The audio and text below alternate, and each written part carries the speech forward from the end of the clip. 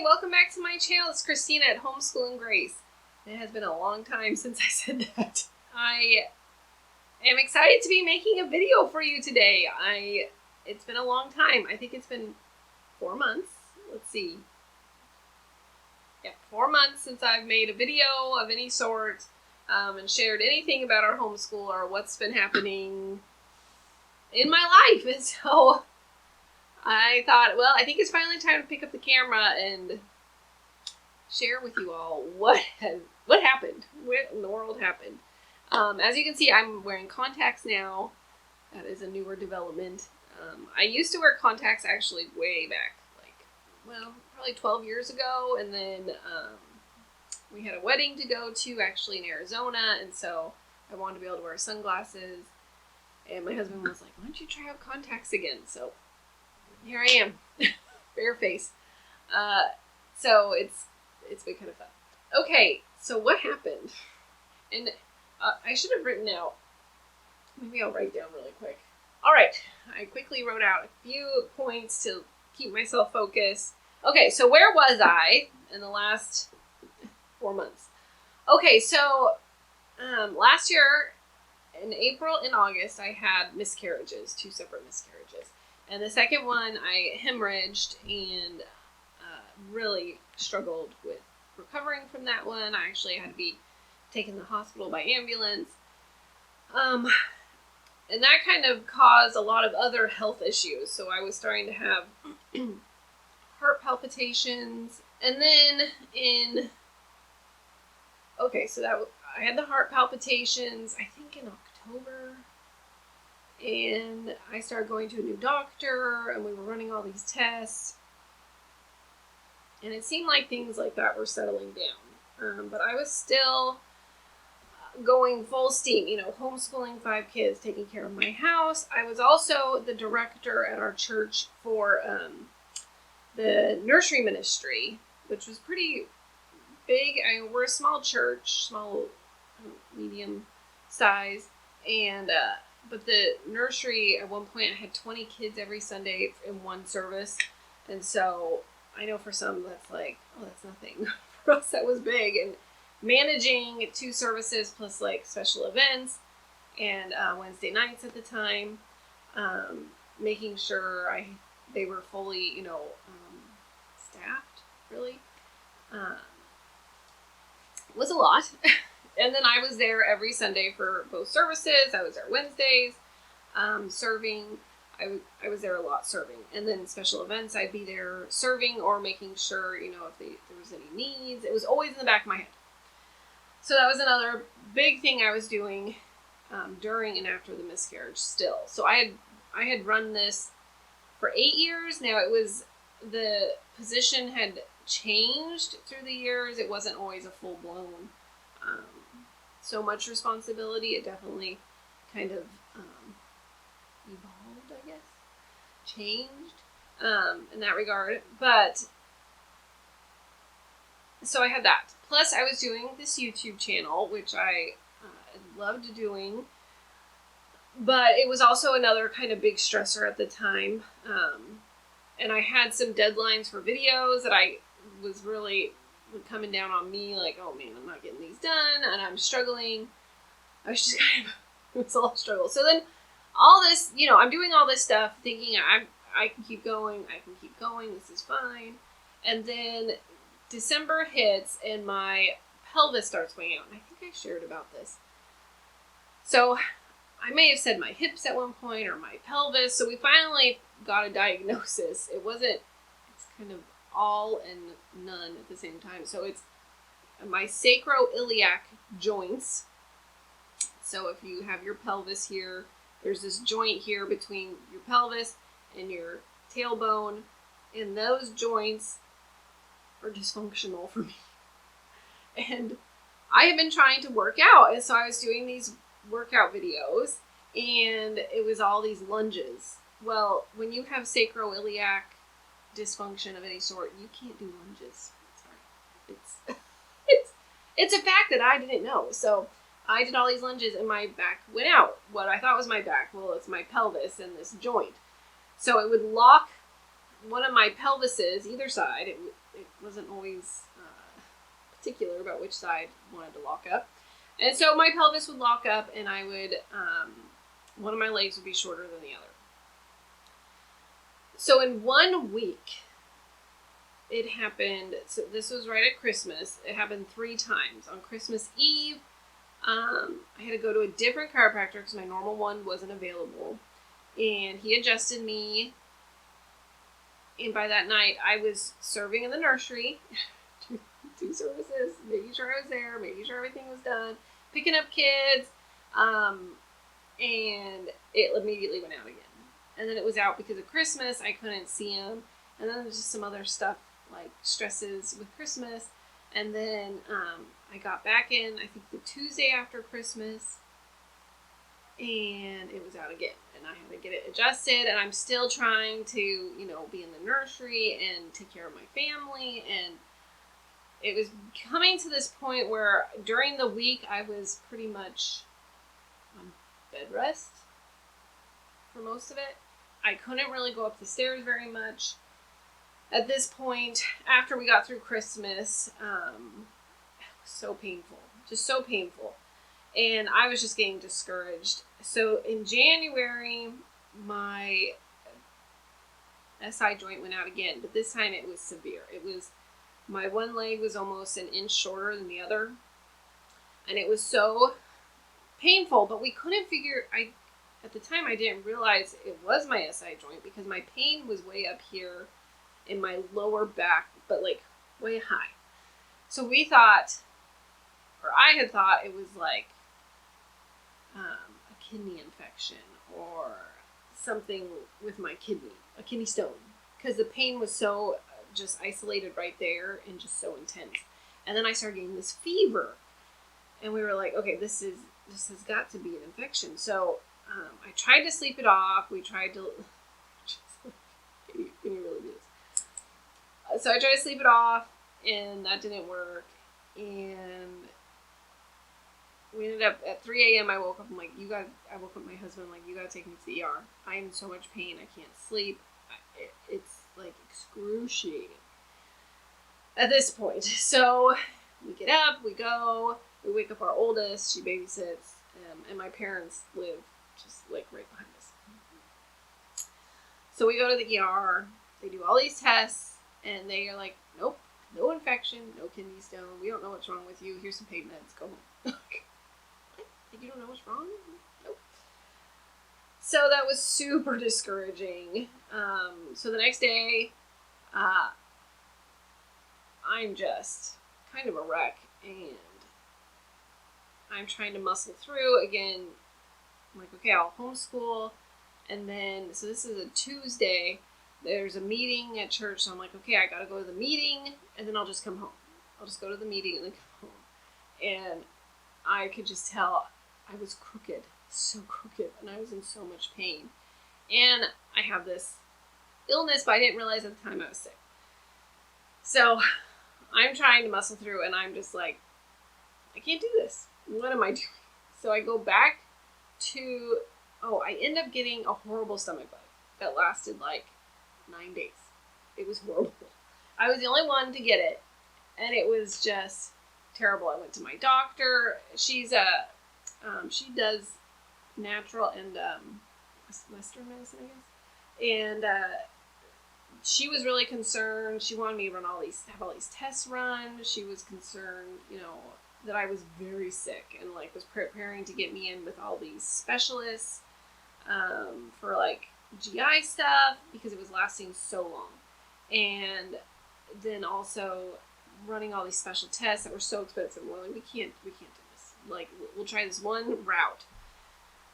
Well, come to find out, I was talking with a girlfriend, and her kids had been sick too, and it would have been this big, long, 9-day, terrible illness. And I don't know how. It was by the grace of God, no one else got sick, but I definitely got it. So I got well enough finally, and I could go get adjusted again. And my chiropractor was like, oh my word, your back is so bad. And at the same time, my doctor had sent me in to get into physical therapy. And so everything kind of, by January, it was a whirlwind. So I get better, I get adjusted, my back is spasming like nothing else. It is so angry. It is so angry at this point. Because it had gone out so many times, my pelvis, and then it took so many times to get adjusted. And then I tried this other chiropractor, and it was no good. And then I'm still trying to do all this stuff. So in January, I kind of broke down, like physically, mentally. I had been talking with my sister-in-law. So her husband had passed away 6 years ago in a plane crash. And so I had reached out to her just to ask about grief share, to see if she thought that would be wise for me, because I hadn't really dealt with any of the grief from the miscarriages. I mean, I kind of dealt with it, but by the second one, I really had like, I don't want to deal with this. So, which probably wasn't very healthy. Or I know it wasn't healthy. And so I totally broke down and shared things, kind of opened up to her, and she was like, she had to talk to then my mother-in-law and my other sister-in-law, and they were like, we're going to fly you here to Arizona by yourself, no one else. And she had a counselor that had helped them, and she's like, I think you need to meet with a counselor, and just, you need to work through some stuff. So I had started physical therapy by this point. Now, we still didn't know that it was the SI joint. We still thought it was other stuff. They were talking maybe prolapse, my doctor, but that wasn't it. So praise the Lord. They didn't have that. But we're trying to figure out what's going on, because it's like my whole body just kind of collapsed. Like it was done. It wasn't good. So also in January, I had to step down from my position as a nursery director. I had to just put on pause YouTube. I was like, I just can't do it. Because I had to just be on bed rest, really. I mean, I flew to Arizona, and my pelvis stayed together until I got home, and then it went out again. Again, we were just, during that time, all my physical therapy was it wasn't even physical therapy. It was like rehabilitation. We were just trying to rehab my body to stay put together and to calm down. And it took a long time, and I was going to acupuncture and all this stuff. So, let's say I went and met with a counselor, and it was wonderful. I only had to meet with her once, but it was enough to like help me get a few things that had really been just, you kind of get in this spiral with grief or just trauma that you need to like be able to get through the situations. And I think I had some PTSD from the last miscarriage, and so I had also talked to someone else about it. I reached out to the tummy team and met or talked with her online. All this stuff is very expensive. Like, I don't recommend like having a mental breakdown and your body breakdown. But the Lord has been good, and like we've made it all through. And I just am so thankful where I'm at right now. And all this to say, I'm kind of sort of back. I put my next thing as what are we doing for homeschool. I'll get to that, but the future of the channel is I'm going to take it really slow. You'll see probably a video once a month, because that's kind of about the capacity I can do. And I love sharing with you guys what we're doing for homeschooling, and I've been so blessed to see like people reaching out to me, like, you know, praying for me, because I kind of went radio silence.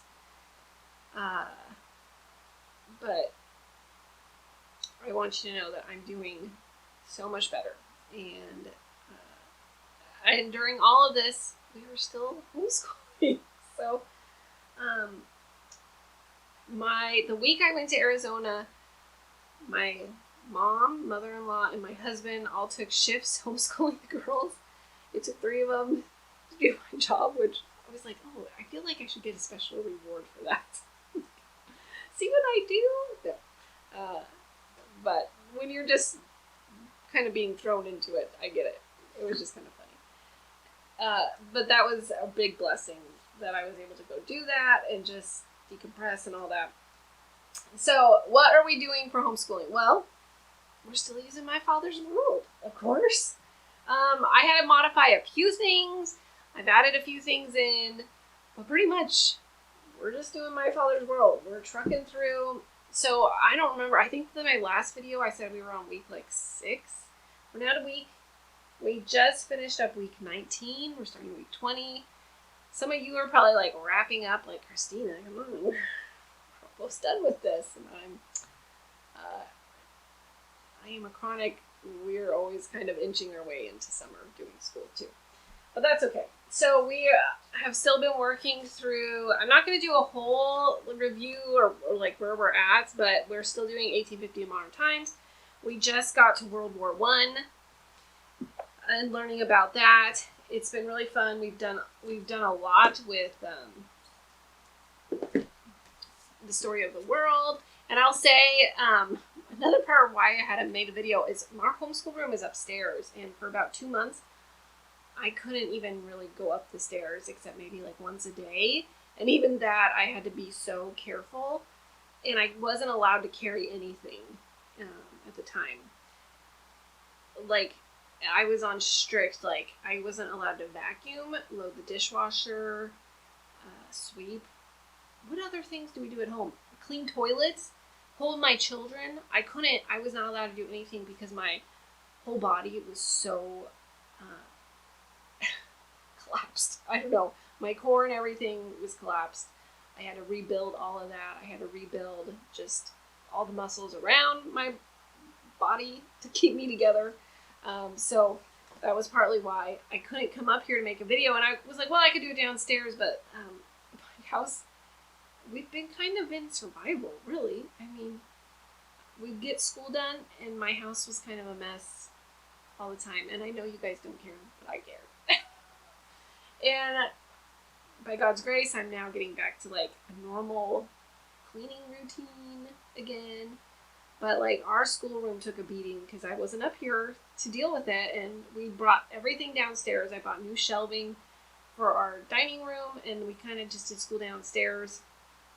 Except my kindergartner and sometimes my preschooler, I would come up just to do school with her because I could manage to go up once, and that was it. We'd do school, and then I wasn't going back. I wasn't going to come up again. So anyway, so we've been working through Story of the World. We've been really enjoying this. We've modified it. We don't do the outline, map, the timeline, or the activities. We just read it, and then we do the questions.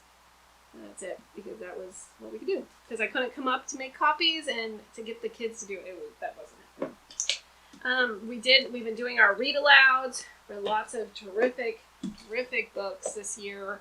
This is wonderful on missionaries in Persia and Islam. We're really enjoying this. We read Hudson Taylor and just read about his fascinating life and just all the neat things he did. Stone Fox for my second grader. This was a great book, and I mean it's little, but it made me cry. And we're reading Sergeant York now. I love this. I love this book, and I follow still like on Facebook the groups and see what other people think of books. And this one, people asked about skipping, and I'm gonna tell you, don't skip it. It is, I don't know. I find it interesting because it's like you get a real picture into this culture in the Appalachian Mountains, because I am nowhere near there. I mean, I'm way on the West Coast. So, and just his life and the time period that he lived in, and just his heart for the people around him and his life. It's just so, I can't recommend this one enough. And my girls and I were all having fun with it. And like these turkey shooting contests, we're just like, oh man, we wish we were there. We can picture it, because, you know, we butcher chickens, and we're like, we could so picture that. That would be so fun. And then where they get the hog, and then they get a string, they like dress it and everything right then and there. I mean, it had to be fun. I thought it was fun. So, Maybe I romanticize it too much. I don't think I do though. So this has been just a blessing to us. So what have I added in? Just a little bit to make my life easier. The girls are doing, my older two are doing teaching textbooks for math. I just needed something, and I think I've already shared that. They're doing teaching textbooks. My second grader, so we're still using language lessons for today for my second and my fourth grader. We love language lessons. And what else? Okay, that's what she's also doing. Okay, for math, she just wrapped up this. I just got her the next book. I got these at the homeschool conference, and I ended up ordering the book for the Sunlight readers because reading is always scheduled in my teacher's manual, but I wasn't always good about getting it done because I didn't have a plan. So this gave me a plan. So I got her the readers, and then I also got my fourth grader the readers. I point this way because this is where her desk is. So I got her the readers for her grade level, and then this was for my second grader, and it's been a real blessing and kept the consistency. She's been a little bit slower to read, but it's nothing shocking. My oldest was slower to read, and now she's reading. She is a voracious reader. I mean, I can't keep up with what she just reads and reads and reads. But she's been a little bit later as well. So we've been doing that. I also got, I needed a little help with handwriting. I got handwriting without tears for each of them because I found a good book. Honestly, it was only $1.29. But I like the simplicity of it, and sometimes, you just think they're going to by osmosis figure out how to do these letter forming, and then you're like, wait a second, you're doing that wrong. Wait, stop. We need to let mom help. We gotta, yeah. Okay, so that's all I've added in. Otherwise, everything else has been My Father's World, the history, Bible, spelling we're still using, language lessons, writing. My oldest is doing writing with skills. I think that's what it's called. I think so. It's the one that came with the 7th and 8th grade package. I think it's writing with skills. But that has been a great writing program. I really love it because the teacher's manual, it helps me really break down how she needs to work through the writing. And it starts out with outlining and learning how to do that. And she's taking a literature class.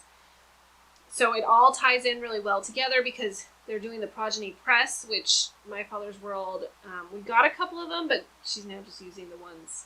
Right now she's reading Uncle Tom's Cabin. And then next she's going to do Screw Tape Letters. And so that's been taken care of, which has been great. And the writing with skills, I feel like is a good, it kind of is a marriage, because it kind of gives her that, how to do these timelines. And then with what she's doing this literature class to oh, this is how I do this part of it. So it's been good in that. She's also doing the grammar that came with it. Is it applications of grammar? I should have written all this down and brought it up, but I didn't. But that's okay. She's still doing that. It's not our favorite, but we do it. And it's not a lot of people's favorite, but I figured it sounds like the next one that My Father's World recommends is a good, everyone really seems to enjoy, so we'll just keep trucking along and get to that, and it's fine. It's not that big of a deal to me, honestly. Let's see. We also, for the future, she is going to be doing, I know so many people are putting out their curriculum hauls, and that has been on my radar. I'm like, I better start thinking of something. So yesterday I was looking online. She is actually going to be going into high school next year. My oldest. We're going to use My Father's World for high school, and we're really looking forward to that. I was just looking at what they have to offer for high school and kind of coming up with a game plan, and it's very exciting. And I think it will be a good fit for her. And I really think this last year of school has really taught her a lot of independence in school. And so going more independent will be good for her. For my other two, 3. Okay, I'm still using All Aboard the Animal Train for my preschooler. This has been a cute, sweet little thing to do with her. She still loves it. I did add in one little book. Grab it. She was one that liked kind of the little worksheets, so we got developing the early learner. So I add this in with this just to give her a little bit extra to do each time. My kindergartner is still doing God's creation from A to Z, and we are loving this.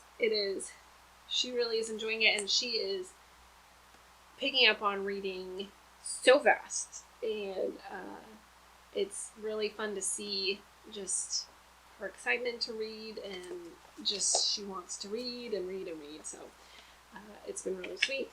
So this has been a good thing to keep using as well. So that is kind of where we're at. Where I'm at is, I try to make this shorter, but I'm a talker. But I hope that this video was encouraging, that we're still here. I'm still here. It just looks a little different. Lord willing, I'm going to have more videos for you, and I'm going to share more about what we're doing, and hopefully next year I can do more videos. But, you know, those gals that do videos once a week or twice a week and homeschool and have 6 kids, you need to like tell them, thank you so much, because I can't do it. I'm sorry. So I think I covered all my bases. Where was I? What are we doing for homeschooling and the future of the channel in our homeschooling? So again, we will continue our path with My Father's World and our homeschooling journey. It's been a blessing, and we're doing really well in the homeschool department. Just trucking along, and I hope that this video encourages you that if you're having a time where life is hard, it's okay to kind of strip everything else away and focus on what is important right now, and that can be, you know, just what you can do that day. I don't know, that could be different from person to person, you know. I couldn't go up my stairs. I couldn't fold laundry. So I look back, like, we learned a new song, Count Your Blessings, Count Them One by One. It was the hymn that we're learning, and I was thinking, man, how much of a blessing it is that I can move again and not hurt, and I can walk up and down my stairs and not hurt, and pick up things and not hurt, and not everything, my whole body break. So I have a lot of blessings right now, even through all the hardships. I think it kind of shifts your focus to, wow, God is good even in those storms. So anyway, I'm going to end it here. I hope this video again was a blessing, and I missed you guys, and know that you've been on my heart, and I felt bad not being here, but I really didn't know what to say at the time. And it's even hard still to share. If it can help someone, that's all I can do. So, all right, let's end this. Okay, Christina. All right.